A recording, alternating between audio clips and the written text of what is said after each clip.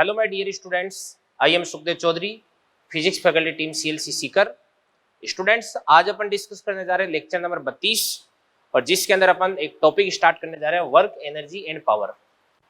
ये बहुत ही important chapter है और अगर आपने न्यूटन्स लॉज ऑफ मोशन और फ्रिक्शन है उनको अगर आपने बहुत अच्छे से पढ़ा है तो आपका वर्क, एनर्जी एंड पावर ये चैप्टर बहुत अच्छा जाएगा। यानी इस चैप्टर को समझने में आपको न्यूटन्स लॉज ऑफ मोशन और फ्रिक्शन के जो कंसेप्ट्स है वो आपको काम में लेने पड़ेंगे भाई।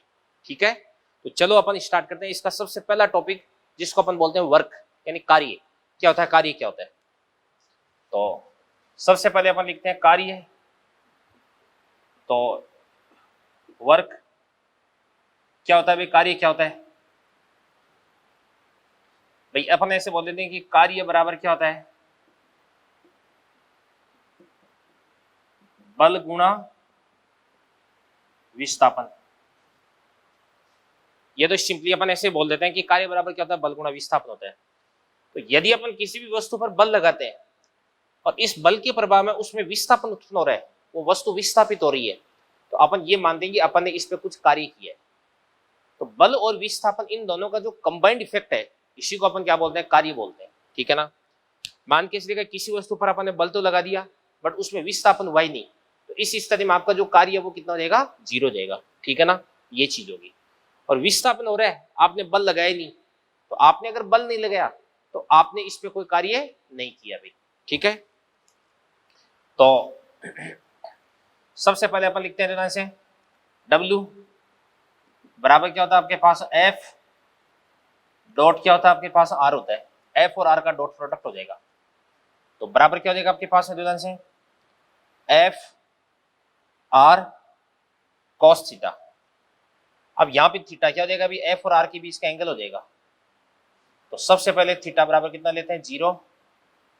इसके बाद में थीटा बराबर कितना लेते हैं? 90। फिर थीटा बराबर कितना हो जाएगा? 180। थीटा बराबर 0 तो cos 0 कितना था? 1 होता है। तो W बराबर क्या हो जाएगा? एफ आर, ये मैक्सिमम हो गया। थीटा 90 cos 90 कितना होता है? 0 होता है। तो यहां से आपके पास W बराबर कितना हो जाएगा? 0 और थीटा बराबर कितना हो जाएगा? 180। तो cos 180 कितना होता है? -1 होता है। तो इस स्थिति में W बराबर क्या था आपके पास में? माइनस का एफ आर होता है। यानी इस स्थिति में जो वर्क डन है वो क्या देगा आपके पास में? मिनिमम हो जाएगा। ठीक है ना। अब मैं आपको एक बात बता देता हूं कि यदि बल और विस्थापन के बीच का कोण थीटा है वो 0 से लेकर के 90 के बीच में कुछ भी है, 0 से लेकर के 90 के बीच में कुछ भी है, तो इस स्थिति में आपका जो cos थीटा है वो क्या होता है? पॉजिटिव। इस कारण से वर्क डन है वो भी क्या होता है आपके पास में? पॉजिटिव होता है। और यदि आपका जो थीटा है वो ध्यान से देखना, देखो वो 90 से बड़ा और 180 से छोटा है, तो इस स्थिति में जो cos थीटा है वो नेगेटिव होता है और वर्क डन भी क्या होता है? अभी नेगेटिव होता है। तो आप तो ये मान लो कि अगर बल और विस्थापन इन दोनों के बीच में न्यून कोण है तो कार्य क्या हो जाएगा? धनात्मक। और बल और विस्थापन के बीच में अगर अधिक कोण है तो इस स्थिति में कार्य क्या हो जाएगा? बताओ, ऋणात्मक हो जाएगा। ठीक है ना। जैसे मान के चलेगा ये तो आपके पास में क्या हो जाएगा अभी? विस्थापन, और ये आपके पास में बल हो गया। तो इस स्थिति में इस बल का जो कार्य है वो आपको पॉजिटिव प्राप्त होगा। इसी प्रकार से ये आपके पास में क्या हो जाएगा अभी? आर वेक्टर विस्थापन, और ये बल हो गया, एफ वेक्टर हो गया। तो इस स्थिति में जो कार्य है वो क्या देगा आपके पास में? नेगेटिव देगा। और यहां पे मैं एक चीज आपको बता देता हूं कि अगर थीटा बराबर कितना भी 90, तो इस स्थिति में वर्क डन क्या होता है? अभी 0 होता है। जैसे मैं आपको एग्जांपल के माध्यम से समझा देता हूं बात, कि कोई भी पार्टिकल है वर्ताकार गति कर रहा है, वर्तीय गति कर रहा है। अब वर्तीय गति वाला चैप्टर अपने पढ़ा नहीं है, बट आप टारगेट की स्टूडेंट्स हो, 11th और 12th पढ़ गए हो, तो थोड़ा बहुत बेसिक नॉलेज तो आपको इसका होगा ही। ये पार्टिकल है, तो इस पार्टिकल पर अभिकेंद्री बल है वो तो लगता है केंद्र की तरफ। ठीक है ना। और इसका जो विस्थापन, ये इसका जो वेग होता है वो किधर की तरफ होता है? स्पर्शिका के अनुदिश होता है। इसका वेग या इसका जो विस्थापन होता है वो स्पर्शिका के अनुदिश होता है। तो यहाँ पे अपन देख सकते हैं कि अभिकेंद्रीय बल और विस्थापन दोनों एक दूसरे के परपेंडिकुलर है। तो इस स्थिति में जो कार्य है वो आपको कितना प्राप्त हो जाएगा, 0 प्राप्त हो जाएगा। तो अपन बोल सकते हैं कि यहाँ FC vector is perpendicular to V vector, इसका आंसर WC बराबर कितना हो जाएगा, 0 देगा। यानी अभिकेंद्रीय बल के द्वारा किया गया कार्य कितना हो जाएगा, 0। इसी प्रकार से मान के चलिएगा कोई ब्लॉक है और ये ब्लॉक है जो कि घर्षण वाला चैप्टर आपने पढ़ी रखा है, इसका द्रव्यमान कितना m है। अपन क्या करें, इस प्रकार से इधर की तरफ फोर्स लगा रहे हैं F, ठीक है ना। और जैसे ये जो ब्लॉक है इस प्रकार से इधर की तरफ मूव कर रहा है, गति कर रहा है, ठीक है। तो इस पे कौन कौन से फोर्स लग रहा है भाई, इस पे एक तो लग रहा है नीचे की तरफ mg, इस पे ऊपर की तरफ लग रहा है इस प्रकार से नॉर्मल रिएक्शन फोर्स n, और पीछे की तरफ इस पे क्या लग रहा है, फ्रिक्शन लग रहा है F लग रहा है। यहाँ पे mg और n दोनों ही विस्थापन के क्या है भाई, लंबवत है। तो अपन बोल सकते हैं कि mg perpendicular to r vector, इस कारण से wmg बराबर 0। नॉर्मल रिएक्शन फोर्स है वो भी विस्थापन की क्या देगा, परपेंडिकुलर। तो wn भी कितना देगा आपके पास है, 0। यहाँ पे आपके द्वारा आरोपित किया गया बल F और विस्थापन दोनों एक दूसरे के पैरेलल है। तो अपन बोल सकते हैं F पैरेलल है किसके बताओ, R के। तो इस स्थिति में work done by F positive देगा, बट फ्रिक्शन और डिस्प्लेसमेंट, घर्षण और विस्थापन ये दोनों एक दूसरे के अपोजिट है। तो अपन बोल सकते हैं कि यहाँ पर आपके पास में जो फ्रिक्शन है कि एंटी पैरेलल है किसके, आर के। तो वर्क डन बाई जो फ्रिक्शन है वो आपके पास में क्या देगा भाई, नेगेटिव देगा। तो ये सारी बातें मैं आपको बता चुका हूं। अब इसके बाद ध्यान से देखना, देखो आपके पास जो आर वेक्टर है, इस आर को अपन क्या लिख सकते हैं, आर को अपन पहले भी डिस्कस कर चुके हैं, आर वेक्टर बराबर ये आपके पास होता है आर फाइनल माइनस क्या हो जाएगा आपके पास, आर इनिशियल हो जाएगा। अगर आपने अंतिम बिंदु की स्थिति सदिश में से प्रारंभिक बिंदु की स्थिति सदिश को माइनस कर दिया ना, तो आपको क्या प्राप्त हो जाएगा, विस्थापन प्राप्त हो जाएगा। और इस विस्थापन का आपको डॉट करना है किसके साथ में, फोर्स के साथ में। तो आपको क्या प्राप्त हो जाएगा, वर्क डन प्राप्त हो जाएगा, ठीक है ना। तो चलो बच्चों अपन कार्य पढ़ना स्टार्ट कर चुके हैं। तो कार्य के अंदर मैंने आपको कई सारी बातें बता दी है, कुछ और बातें मैं आपको बताता हूँ। देखो ध्यान से, देखो जैसे आपके पास है W बराबर, मैंने आपको क्या बता दिया भाई, F वेक्टर डॉट क्या होता है आपके पास, R वेक्टर होता है, बराबर क्या होता है आपके पास, FR cos थीटा। तो सबसे पहले अदिश गुणा इसके अंदर अपने को करना पड़ रहा है, F डॉट R, W पे मैंने वेक्टर भी नहीं लगा रखा। तो कार्य क्या हो जाएगी बताओ, अदिश राशि क्या हो जाएगी बेटा, अदिश राशि, स्केलर क्वांटिटी। इसके बाद इसके मात्रा की बात करते हैं। इसका मात्रा क्या देगा भी, बल का मात्रा क्या था, न्यूटन इंटू मीटर। तो newton into metre, newton into metre को क्या बोलते हैं अपन, जूल बोलते हैं। जूल आपके पास जे हो गया। या क्या होता है अभी, न्यूटन को अपन क्या लिख सकते हैं, सीजीएस में डाइन इंटू सेंटीमीटर, ये अर्ग हो गया। और आप सब जानते हैं कि एक जूल बराबर कितना होता है, 10 की पावर 7 अर्ग। ये जूल और अर्ग में रिलेशन हो गया। और अगर इसकी अपन विमा की बात करते हैं तो बल की क्या होती है, m1 L1 T माइनस 2। तो लंबाई की L1 और आ जाएगी तो m1 L2 T माइनस 2। ये इसकी विमा वगैरह सब कुछ मैंने आपको बता दी है, ठीक है ना। ये चीज हो गई। अब जो बल होता है वो दो प्रकार का होता है, एक तो क्या होता है नियत बल और एक क्या होता है परिवर्ती बल होता है, ठीक है ना। तो अपन बात कर सकते हैं, जैसे एक बार अपन ये देख लेते हैं कि आर वेक्टर बराबर क्या होता है आपके पास, एक्स आई के प्लस वाई जे के प्लस जेड के के, ठीक है ना। तो डब्ल्यू बराबर क्या होता है आपके पास है, और एफ वेक्टर बराबर क्या हो जाएगा बताओ, एफ एक्स आई के प्लस एफ वाई जे के प्लस एफ जेड के के। भाई कोई भी सदिश राशि उसका एक्स वाई और जेड के घटकों के रूप में आपको दी जा सकती है। इसी प्रकार से जो विस्थापन है वो भी आपको एक्स वाई और जेड ये घटकों के रूप में आपको दिया जा सकता है। तो W बराबर क्या होता है आपके पास F डॉट R, और डॉट प्रोडक्ट है वो अपन कैसे करते हैं अभी, I को I से, तो ये आपके पास है क्या देगा FX इंटू क्या देगा आपके पास X, प्लस क्या देगा आपके पास FY इंटू वाई, और प्लस क्या था आपके पास FZ इंटू क्या देगा आपके पास है Z हो जाएगा। ऐसे अपन कार्य ज्ञात कर सकते हैं बेटा, ठीक है ना। अब बल दो प्रकार के होते हैं, एक तो क्या होता है नियत बल और एक क्या होता है परिवर्ती बल होता है। मैं लिख देता हूं बल, एक तो होता है नियत बल और एक क्या होता है आपके पास में परिवर्ती बल। तो नियत बल के लिए कार्य ज्ञात करते हैं, फिर उसके बाद में परिवर्ती बल के लिए कार्य ज्ञात करते हैं। तो सबसे पहले अपन देखते हैं नियत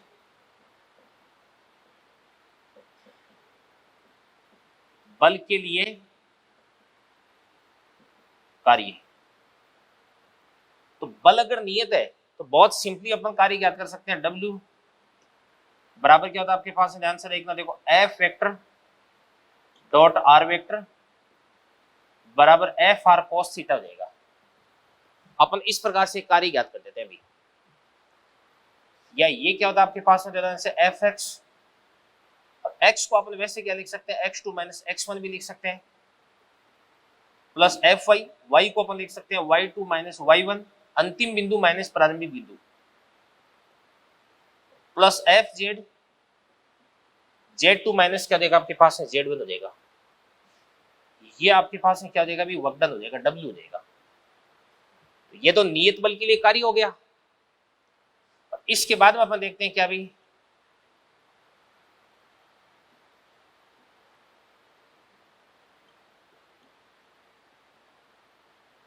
परिवर्ती बल के लिए कार्य। परिवर्ती बल के लिए कार्य, अब ध्यान से देखना, देखो परिवर्ती बल, बल वो स्थिति के सापेक्ष भी परिवर्तित हो सकता है और बल वो समय के सापेक्ष भी परिवर्तित हो सकता है। तो ये दोनों टाइप की बातें अपन करने वाले हैं। तो सबसे पहले अपन देखते हैं फर्स्ट, इसके अंदर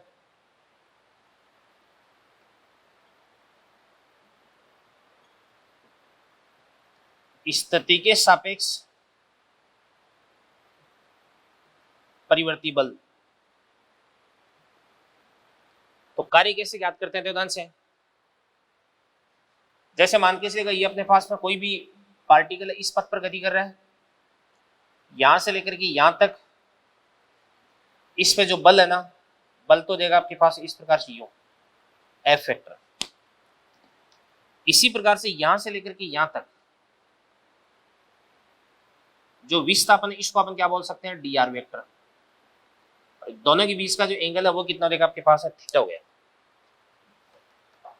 तो अगर आपका बल परिवर्तित हो रहा है तो इस स्थिति में जो पार्टिकल का पाथ है, जो पार्टिकल का पथ है, इस पथ को अपन छोटे छोटे अल्पांशों में बांट लेते हैं और अलग अलग अल्पांश के लिए अपन कार्य की गणना करते हैं और फिर सभी अल्पांशों के लिए कार्य को अपन जोड़ देते हैं, तो आपको कुल कार्य की प्राप्ति हो जाती है।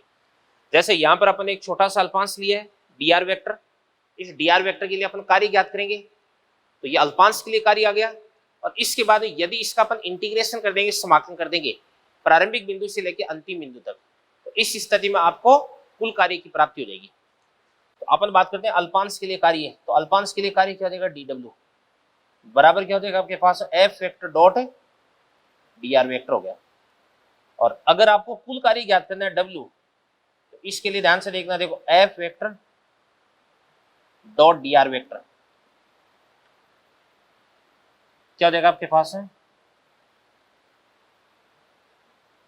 F डॉट dr, और समाकलन कर देंगे R1 से लेकर के कहां तक है R2 तक, R1 से लेकर के R2 तक समाकलन कर देंगे, ठीक है ना, ये बात होगी। तो इसको अपन क्या बोल सकते हैं अभी, बराबर F dr cos theta R1 से लेकर के R2 तक, या R1 से लेकर के R2 तक, इसका अपन क्या कर देंगे इंटीग्रेशन कर देंगे, तो आपको किया गया कुल कार्य प्राप्त हो जाएगा। तो एक बार आप एक काम करिए भाई, इसको यहां तक आप अच्छे से देख लें, इसके बाद इस चीज को मैं यहीं से आगे बढ़ा रहा हूं भाई, ठीक है ना। ये जो फर्स्ट अभी कंप्लीट नहीं हुआ है, तो एक बार इसको यहां तक अच्छे से देख लें, फिर उसके बाद में आप नोट कर लें, फिर अपन आगे बढ़ते हैं बेटा। तो देखिए बच्चों, अब तक अपन ने देखो क्या क्या डिस्कस कर लिया है। अपन क्या पढ़ रहे हैं अभी, अभी अपन जो परिवर्ती बल है उसके द्वारा किया गया कार्य अपन याद कर रहे हैं। तो मैं हेडिंग दोबारा से डाल देता हूं, परिवर्ती बल। और परिवर्ती बल कौन सा बताऊं, किसके सापेक्ष से, स्थिति के सापेक्ष द्वारा किया गया कार्य, ठीक है ना। तो मैंने आपको क्या बता दिया था अभी, मैंने आपको बता दिया कि W बराबर क्या था आपके पास, F vector dot dot dr vector, R1 से लेकर के R2 तक इसका इंटीग्रेशन कर देंगे, ठीक है ना। इसके बाद ध्यान से देखना, देखो सुनो, यहां पे इसको अपन ऐसे भी लिख सकते हैं, fx dx x1 से लेकर के x2 plus fy dy y1 से लेकर के y2 प्लस क्या देगा आपके पास में ध्यान से, fj dz z1 से लेकर के z2 तक हो जाएगा। तो ये तो आपके पास में कुल कार्य हो जाएगा। अब ज्यादातर केसेस के अंदर अपन ये देखते हैं कि पार्टिकल होता है वो 1D में गति करता है, 1V में गति करता है अभी, ठीक है ना। तो अपन बात करते हैं 1V में गति में जो आपके पास W होता है, मान के इसलिए पार्टिकल x अक्ष के अनुदिश गति कर रहा है, तो W बराबर क्या देगा आपके पास, f dx, कहां से कहां तक, x1 से लेकर के x2 तक। तो ये क्या बन जाएगा, ये बन जाएगा आपका f का x के सापेक्ष समाकलन, या क्या बन जाएगा आपके पास, fx वक्र का क्षेत्रफल हो जाएगा बेटा। मतलब ये हुआ कि यहां पर आपने x को लिख दिया, यहां पे आपने f को लिख दिया। यहां पर अगर f और x के बीच में इस प्रकार का ग्राफ आ गया, तो ये तो आपके पास x बराबर कितना हो जाएगा, x1, और ये आपके पास x बराबर कितना हो जाएगा अभी, x2। तो अगर x1 से x2 तक इस ग्राफ के नीचे का ये जो एरिया है, ये एरिया अगर अपन कैलकुलेट कर लेते हैं, तो वो एरिया किसके बराबर हो जाएगा, वर्ग के बराबर हो जाएगा। किसके बराबर हो जाएगा, वर्ग के बराबर, ठीक है ना। ये बात आपको ध्यान में रखनी है, ये चीज होगी। तो अगर आपको f और x के बीच में ग्राफ दे रखा है, इस ग्राफ के नीचे का जो एरिया है, वो एरिया किसको रिप्रेजेंट करेगा, वो एरिया वक्डन को, कार्य को रिप्रेजेंट करेगा बच्चों, ठीक है। चलो फिर उसके बाद में अपन आगे बढ़ते हैं। इसके बाद में यदि सेकेंड अपन देखते हैं कि जो बल है वो किसके सापेक्ष, अभी समय के सापेक्ष, तो समय के सापेक्ष परिवर्ती बल है। तो इस स्थिति में अपन क्या करेंगे, इसको अपन करेंगे कार्य ऊर्जा प्रमेय से W की गणना करते हैं। कैसे करते हैं भी, किया गया कार्य बराबर क्या होता है, गतिज ऊर्जा में परिवर्तन। ये एक प्रमेय होती है, कार्य ऊर्जा प्रमेय, बहुत इंपॉर्टेंट थ्योरम होती है, और ये मैं आपको बाद में पढ़ाऊंगा भाई, अच्छे से पढ़ाऊंगा आपको, ठीक है ना। तो किया गया कार्य बराबर क्या होता है, गतिज ऊर्जा में परिवर्तन। तो इसकी हेल्प से अपन ये करते हैं अभी, और कैसे करते हैं क्वेश्चन करके आपको बाकायदा बताऊंगा, तरीका क्या होता है इसका, ये भी आपको चीज समझाई जाएगी, ठीक है ना। तो ये जो कार्य है, इस कार्य के बारे में अपन ने अच्छे से डिस्कस कर लिया है। तो अपना कार्य है वो यहाँ पे थ्योरेटिकल पोर्शन है वो इसका फिनिश होता है, और बाकी इसके जो अच्छे अच्छे क्वेश्चंस है वो क्वेश्चंस मैं आपको अब करवाने वाला हूँ। तो एक बार आप ये पूरा का पूरा नोट कर ले भाई, तो वर्क डन इसकी थ्योरी है, उसको आप अच्छे से तैयार कर लें ताकि क्वेश्चंस में आपको दिक्कत नहीं आए। तो चलिए बेटा इसके बाद में अपन दो क्वेश्चंस देखते हैं। देखो ध्यान से क्वेश्चन देखिएगा क्या करे। सबसे पहला क्वेश्चन कह रहा है कि टी बराबर 2 सेकंड में एफ कौन सा हो जाएगा, बाहर से लगाया गया बल। स्मॉल एफ अपन जानते हैं ये क्या होता है, फ्रिक्शन होता है। डब्ल्यू क्या होता है, वेट फोर्स होता है, भार होता है। और एन क्या होता है, नॉर्मल रिएक्शन फोर्स होता है। इनके द्वारा किया गया कार्य आपको याद करना है। अपन जानते हैं कि कार्य बराबर क्या होता है, बल गुणा विस्थापन होता है। ठीक है, और भी कार्य के बारे में सारी सारी बातें मैं आपको बता चुका हूँ। तो सबसे पहले इस पे लगने वाले सारे के सारे फोर्स मैं आपको बता देता हूँ। इस पे कौन कौन से फोर्स लगते हैं। नीचे की तरफ लगता है डब्ल्यू, तो डब्ल्यू बराबर कितना होता है, एम जी। तो एम कितना देगा 5, जी कितना देगा आपके पास है 10, तो ये आपके पास हो जाएगा 50 न्यूटन। ऊपर की तरफ इस पे लगता है नॉर्मल रिएक्शन फोर्स, ये आपके पास एन हो गया। फोर्स है, इसको आगे की तरफ गति के लिए प्रवर्त कर रहा है। तो इस पे पीछे की तरफ क्या लगता है, अभी फ्रिक्शन लगता है, ये आपके पास है फ्रिक्शन हो गया। अब देखना ध्यान से देखो, यहां पे इस ब्लॉक पे ऊपर वाला फोर्स और नीचे वाला फोर्स बराबर हो जाएगा। तो एन बराबर कितना हो जाएगा आपके पास, डब्ल्यू बराबर कितना हो जाएगा 50 हो जाएगा। तो यहां से जो फ्रिक्शन है एफ बराबर कितना हो जाएगा आपके पास, म्यू इंटू एन। म्यू कितना हो जाएगा 0.4 इंटू 50, तो ये कितना हो जाएगा आपके पास है 20 हो जाएगा। तो एन भी निकाल दिया अपन ने और एफ भी निकाल दिया। ओके, इसके बाद में अपन बात करते हैं इसके त्वरण की बात करते हैं, ए की बात करते हैं। ए बराबर आगे की तरफ इसमें कितना फोर्स लग रहा है बताओ। आगे की तरफ फोर्स 30 लग रहा है। पीछे की तरफ कितना फोर्स लग रहा है, अभी एफ लग रहा है। और एफ किसके बराबर हो जाएगा, 20 के बराबर होगा। 30 माइनस 20 बट्टे इसका द्रव्यमान कितना हो जाएगा आपके पास है 5 हो जाएगा। तो 30 माइनस 20 कितना हो जाएगा 10, 10 बटे 5 कितना हो जाएगा 2, तो ये आपके पास आ जाएगा 2 मीटर पर सेकेंड स्क्वायर। अब आपको ये देखना है कि 2 सेकेंड में इसका विस्थापन कितना हो जाएगा। तो अपन जानते हैं एस बराबर UT plus half eighty square. प्रारंभिक वेग यहाँ पर आपको दे नहीं रखा है, तो यहाँ पे यू को अपन कितना मान के चलेंगे, 0। ठीक है ना, तो यू तो कितना देगा आपके पास है 0 प्लस 1/2। ए कितना आपके पास बताओ 2। टी कितना दे रखा क्वेश्चन में 2, 2 का स्क्वायर कितना देगा 4, तो ये आपके पास में क्या देगा 4 मीटर देगा। क्या देगा 4 मीटर।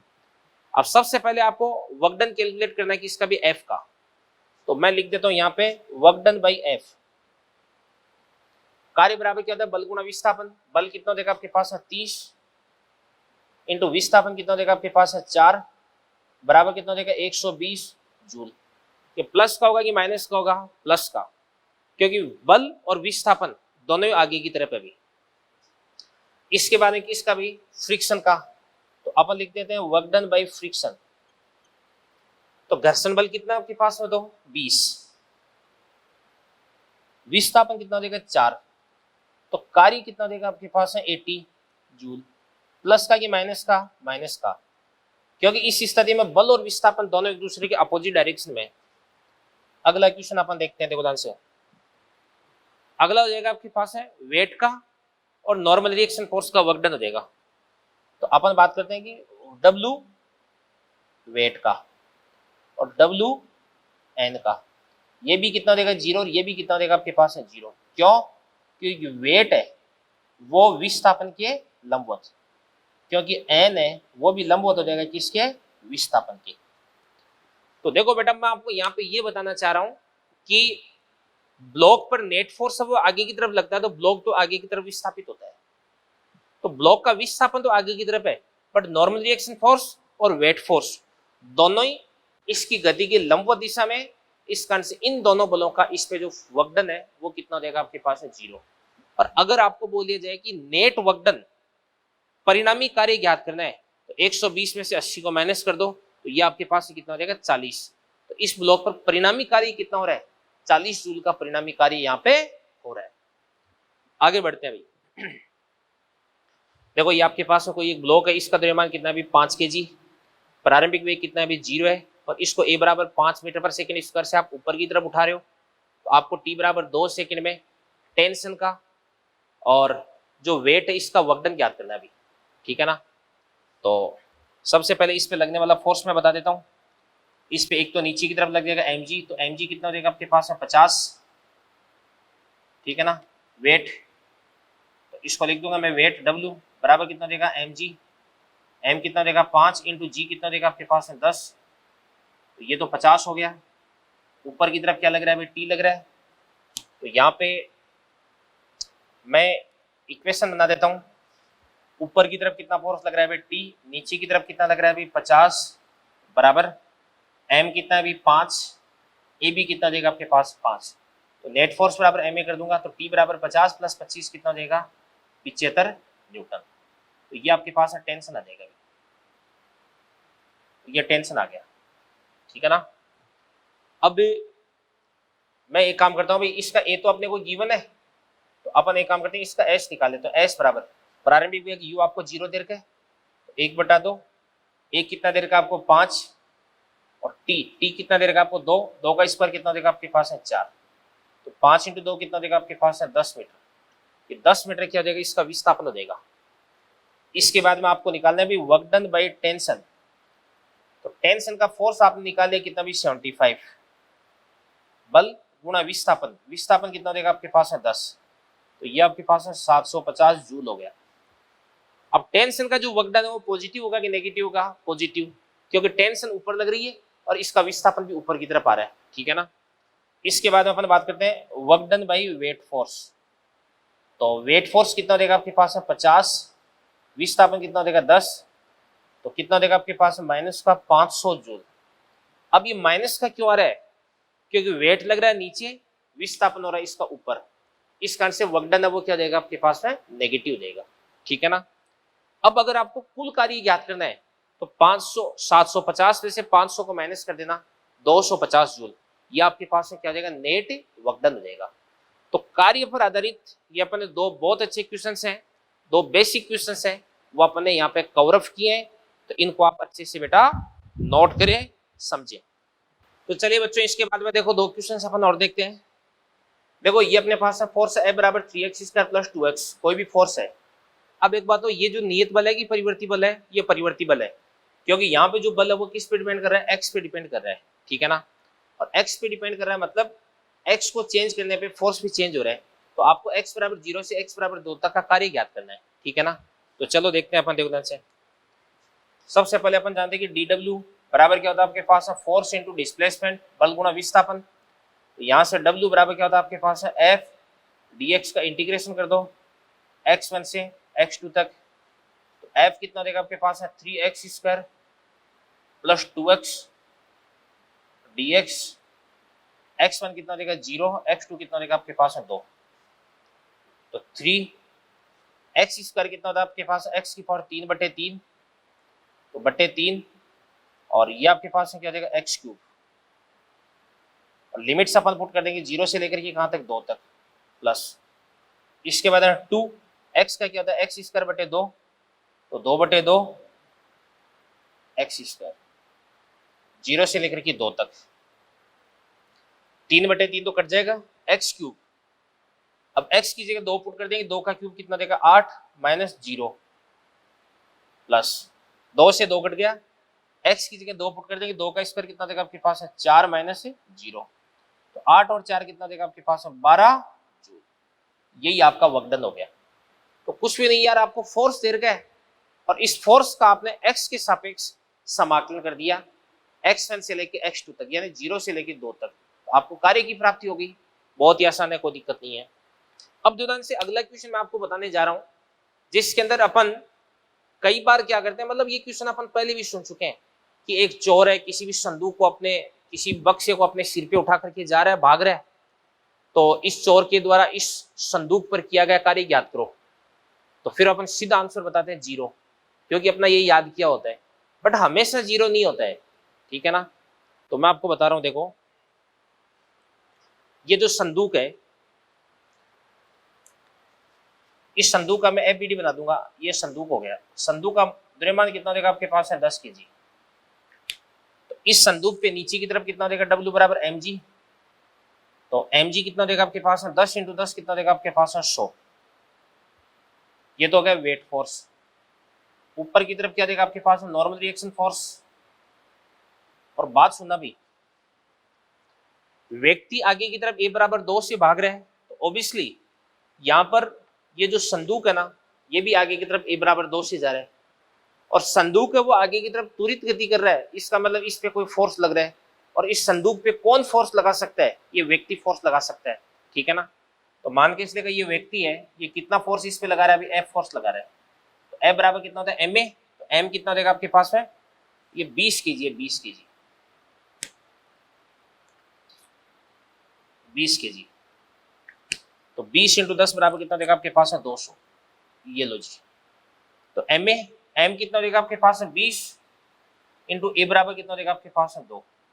तो ये कितना देगा आपके पास है? 40 न्यूटन का फोर्स हो गया। कितना हो गया? 40 न्यूटन का फोर्स। और इसका त्वरण इधर की तरफ है, तो संदूक है वो इधर की तरफ गति कर रहा है, प्रारंभिक वेग 0 देर का है, तो s बराबर कितना देगा? ut plus half at square. अब u कितना देगा आपके पास है? 0, तो 1/2, a कितना देगा? 2, और t कितना देगा आपके पास में? 10। तो 10 का स्क्वायर कितना देगा? 100। तो ये आपके पास में कितना देगा? 100 मीटर, ठीक है ना।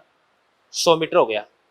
और इसके बाद में अपन बात करते हैं work done by normal reaction force और work done by weight force बराबर तो क्या देगा? 0 देगा, क्योंकि नॉर्मल रिएक्शन फोर्स और वेट फोर्स दोनों गति की लंबवत दिशा में लग रहे हैं, और थीटा कितना देगा? 90, और cos 90 कितना था? 0। इस कारण से वर्क डन भी क्या देगा आपके पास में? 0 देगा। इसके बाद में अपन बात करते हैं उदाहरण से वर्क डन बाई F। तो F बराबर कितना था? ma। तो F बराबर ma, ये 40 आ गया, और कार्य बराबर क्या था? बल गुणा विस्थापन। विस्थापन कितना निकालिए अपन ने? 100। 40 इंटू 100, ये आपके पास में कितना देगा? 4000 जूल, या इसको अपन क्या बोल देंगे? 4 किलो जूल। ये आपके पास का कार्य हो गया। अब ये हो जाएगा वर्क डन बाई F। अब F कौन सा बल है? जो ये व्यक्ति, ये चोर है, इस संदूक पे आगे की तरफ लगा रहा है, ठीक है ना। तो आपको बोल दिया जाए कि व्यक्ति द्वारा संदूक पर किया गया कार्य, तो वो कितना देगा बच्चों? 4 किलो जूल हो जाएगा। तो ये दोनों क्वेश्चंस ठीक से क्वेश्चन है, इनको भी आप अच्छे से नोट करें बेटा। तो चलो इसके बाद में एक बहुत ही इंपॉर्टेंट टॉपिक अपन डिस्कस करते हैं, स्प्रिंग को प्रसारित करने में किया गया कार्य। तो मैं आपको बता देना चाहता हूं कि अगर किसी भी क्वेश्चन में स्प्रिंग आ गई तो वो क्वेश्चन इंटरेस्टिंग भी बन जाता है, इंपॉर्टेंट भी बन जाता है। जैसे स्प्रिंग कहाँ पे आ सकती है? स्प्रिंग आ सकती है न्यूटन्स लॉज ऑफ मोशन में आ सकती है, स्प्रिंग फ्रिक्शन में आ सकती है, वर्क एनर्जी पावर में आ सकती है, SHM वाले चैप्टर में आ सकती है, ठीक है ना, कोलिजन वाले चैप्टर में आ सकती है, टक्कर वाले में आ सकती है, कहीं पर भी आ सकती है भी। तो जिस भी क्वेश्चन के अंदर स्प्रिंग आ गई तो वो क्वेश्चन ये मान के चलो कि भी इंपॉर्टेंट और इंटरेस्टिंग दोनों है। तो स्प्रिंग के बारे में बेसिक बातें आपको मालूम होगी। ये आपके पास कोई भी स्प्रिंग है, और अभी स्प्रिंग अपनी प्राकृतिक लंबाई की स्थिति में है, तो इसका स्प्रिंग कांस्टेंट कितना देगा आपके पास है? K। तो अभी इसकी ये है नेचुरल लेंथ, प्राकृतिक लंबाई, यानी x बराबर कितना आपके पास है? 0। ये प्राकृतिक लंबाई है। अब मैं क्या करता हूं ध्यान से, इस स्प्रिंग को है ना बाह्य बल के द्वारा खींचना स्टार्ट करता हूं। तो खींचूंगा,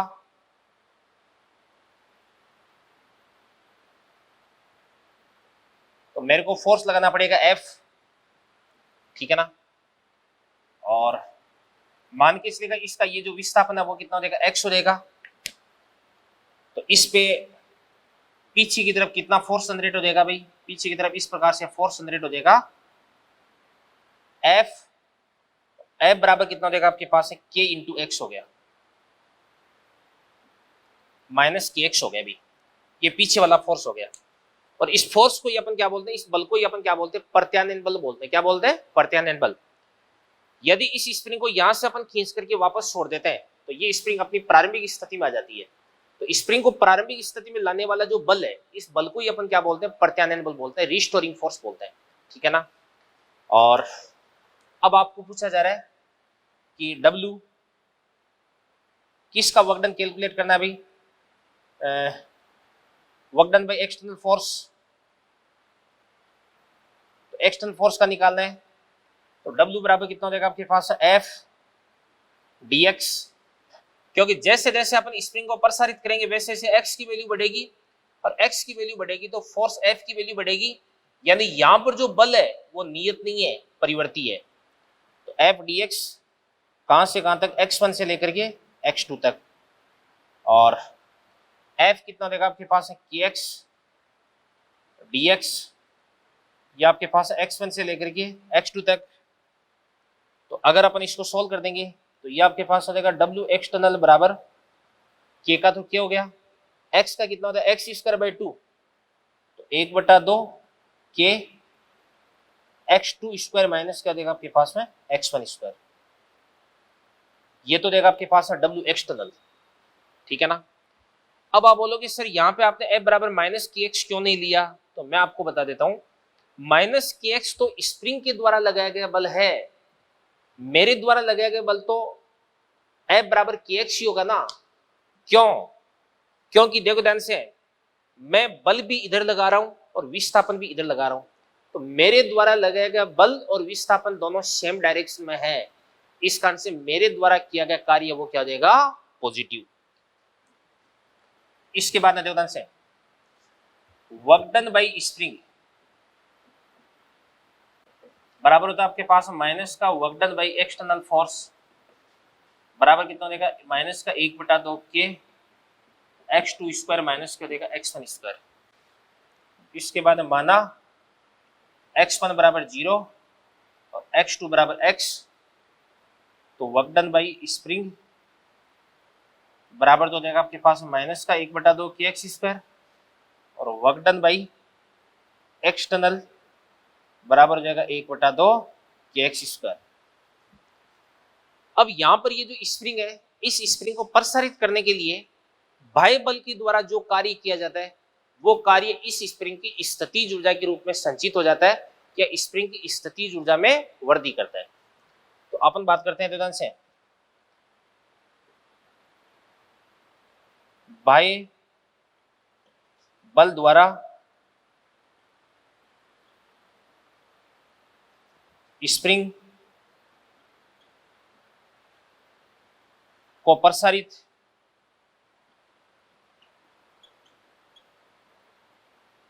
या संपीड़ित करने हेतु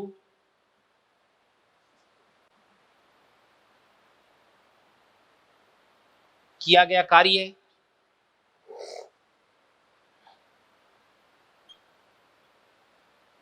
स्प्रिंग की स्थितिज ऊर्जा में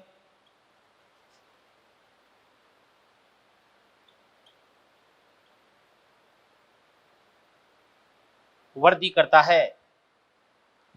तो बाह्य बल के द्वारा स्प्रिंग को प्रसारित या संपीड़ित करने हेतु किया गया जो कार्य है वो स्प्रिंग की स्थितिज ऊर्जा में वृद्धि करता है। तो अपन बोल सकते हैं कि ध्यान से, स्प्रिंग की स्थितिज ऊर्जा में वृद्धि डेल्टा यू बराबर क्या होता है आपके पास W एक्सटर्नल। अब ये स्थितिज ऊर्जा की बात भी अपन बाद में करेंगे, बट ये जो बात मैंने आपको बता दी ना, ये बात आपको बाद में भी ध्यान में रखनी है भी। ठीक है ना। अब देखो ध्यान से, सपोज करो कि स्प्रिंग है, मेरे को बात करनी है work done by spring, spring द्वारा किया गया कार्य।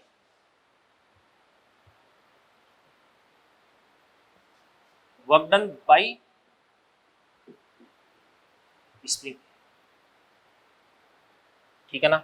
सुनो ध्यान से, अभी ये जो स्प्रिंग है ये अपनी प्राकृतिक लंबाई की स्थिति में, वास्तविक लंबाई की स्थिति में, अगर यहां से इस स्प्रिंग को पकड़ करके मैं यूं खींचता हूं तो इसका विस्थापन तो इधर हो रहा है, जबकि स्प्रिंग इसको वापस पीछे की तरफ खींच रही है।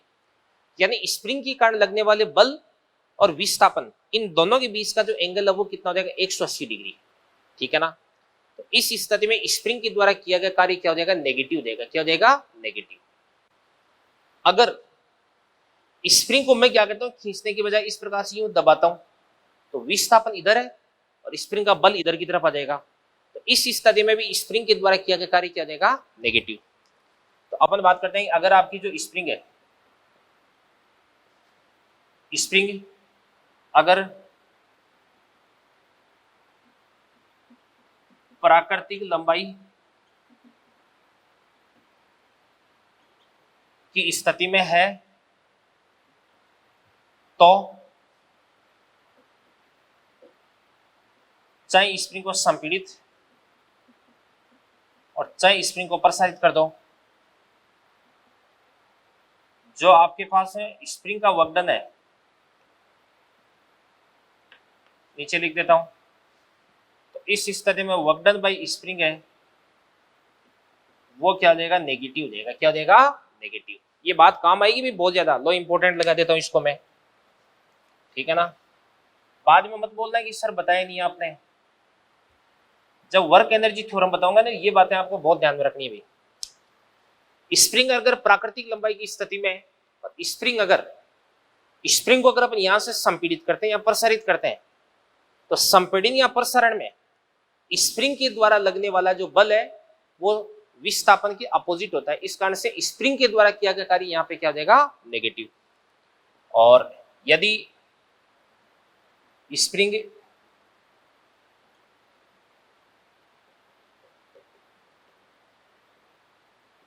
संपीड़ित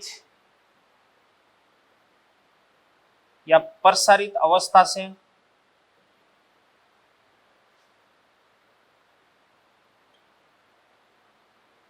प्राकृतिक लंबाई की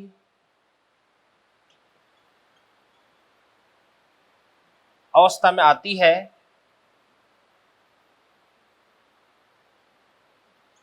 तो वर्कडन बाई स्प्रिंग क्या हो जाएगा आपके पास, पॉजिटिव देगा। कैसे हो जाएगा मैं आपको बता देता हूं, ये बात देखो ध्यान से। मान के इसलिए स्प्रिंग को मैंने यहाँ पे संपीड़ित कर दिया, अब यहां से लेकर के यहां तक लेके जाना है, तो जैसे इसको मैं धीरे धीरे छोड़ूंगा तो वैसे वैसे ये यहां तक आएगी। अब स्प्रिंग में खिंचाव भी इधर की तरफ लग रहा है और विस्थापन भी इधर की तरफ लग रहा है, तो स्प्रिंग के कारण उत्पन्न होने वाला बल और विस्थापन दोनों यहाँ पे सेम डायरेक्शन में आ रहे हैं।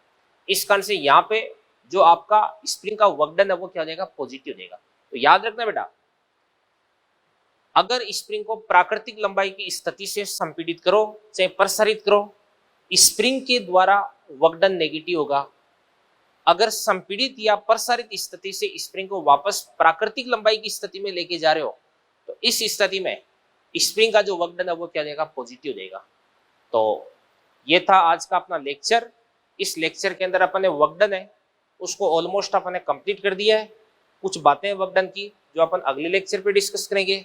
उसके बाद में अपन एनर्जी पढ़ेंगे, काइनेटिक एनर्जी पढ़ेंगे, पोटेंशियल एनर्जी पढ़ेंगे, यानी गतिज ऊर्जा, स्थितिज ऊर्जा पढ़ेंगे, फिर यांत्रिक ऊर्जा पढ़ेंगे, फिर संरक्षी और असंरक्षी बल पढ़ेंगे, और फिर उसके बाद में यांत्रिक ऊर्जा संरक्षण का नियम पढ़ेंगे। फिर उसके बाद इसके कुछ एग्जाम्पल्स करेंगे। फिर उसके बाद में अपन वर्क एनर्जी थ्योरम यानी कार्य ऊर्जा प्रमेय वो अपन पढ़ेंगे, और कार्य ऊर्जा प्रमेय के साथ से अपन बहुत अच्छे अच्छे क्वेश्चंस हैं वो क्वेश्चंस भी अपन सोल्व करेंगे। और फिर उसके बाद चैप्टर के लास्ट में अपन पावर पढ़ेंगे, और फिर उसके बाद में मॉड्यूल अपन डिस्कस करेंगे बेटा। और उसके साथ में अपना अगले महीने का जो सिलेबस है वो फिनिश हो जाएगा, ठीक है ना। तो इन सारी चीजों को नोट करें, ठीक है बेटा। फिर अगले लेक्चर पे मिलते हैं अपन।